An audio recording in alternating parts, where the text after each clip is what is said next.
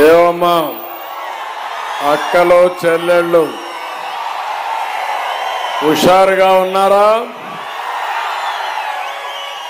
ఎక్కడ చూసినా మా తెలుగింటి ఆడబిడ్డలే కనపడుస్తున్నారు. వారందరికీ నా నమస్కారాలు, అభినందనలు, శుభాభినందనలు. అదే సమయంలో యువత మీ హుషారు చూస్తున్నా. నేను ఎక్కడికి పోయినా నా మీటింగులో మొత్తం యువతే కనపడుస్తున్నారు. యువత ఏ పక్కుంటే ఆ పక్కే విజయం, అవునా కాదా? ఇంకో పక్క మీరు చూస్తే ప్రజాగణం వినిపించేందుకు వస్తే బాపట్ల బ్రహ్మరథం పట్టింది. ఎన్నో సార్లు బాపట్లకు వచ్చాను, పోయిన సంవత్సరం కూడా వచ్చాను. కానీ ఈరోజు మీ ఉత్సాహం చూస్తా ఉంటే, మీ అభిమానం చూస్తా ఉంటే నాకేమాత్రం అనుమానం లేదు. మే 13వ తారీఖున మీరు ఏ వైపు ఉన్నారో తేలిపోయింది. ఇది మంచి పరిణామం, రాష్ట్రానికి శుభ సూచకం. 5 ఏళ్లుగా ఈ రాష్ట్రాన్ని పట్టి పీడిస్తున్న శని, ఆ శని ఏది? సైకో విరగడైపోతుందా లేదా? ఈరోజు ఈస్టర్, యేసు ప్రభు పుట్టినరోజు.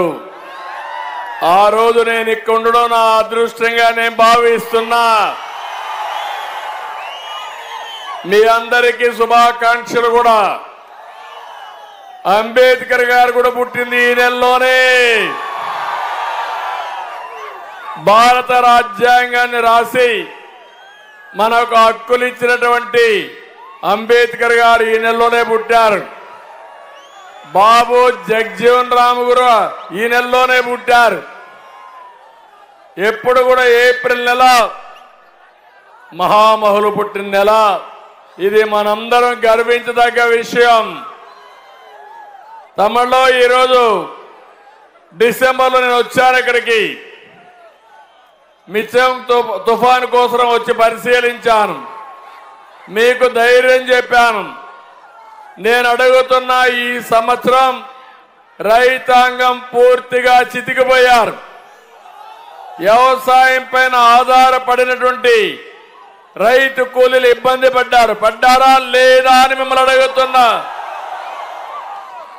ఈ ప్రభుత్వం ఏమైనా చేసిందా అని మిమ్మల్ని అడుగుతున్నా. ఒక చెత్త ప్రభుత్వం.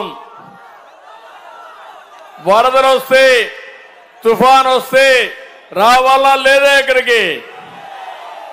కనీసం తుఫాన్ రావడం ఒక ఎత్తైతే, వరదలు వస్తే కాలువల్లో పూడిక తీయకుండా ఎక్కడికక్కడ పొలాలన్నీ ముంపు గురై సర్వనాశనం అయిపోయే పరిస్థితి వచ్చింది. ఇంకో పక్క నేను అడుగుతున్నా, ఆ సమయంలో ధాన్యం కొనే దిక్కున్నారా అని అడుగుతున్నా. కొంటే డబ్బులు ఇచ్చారా అని మిమ్మల్ని అడుగుతున్నా. సంచులు ఇచ్చారా అని మిమ్మల్ని అడుగుతున్నా. పక్కన మిల్లుంటే ఎక్కడో మిల్లుకు పంపించి మీ పొట్టగొట్టే పరిస్థితికి వచ్చారు.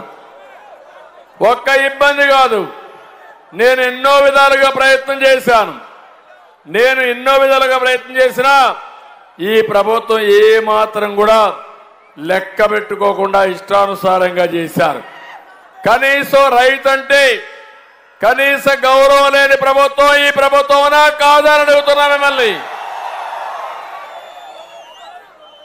కరోనా సమయంలో అందరూ హాలిడే తీసుకున్నారు, ఒక్క రైతుకి హాలిడే లేదు,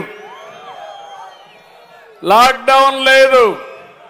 కరోనాలో రైతులు కూడా లాక్డౌన్ చేసుంటే తింటుండేదా తమ్ముళ్ళు అని మిమ్మల్ని అడుగుతున్నాం.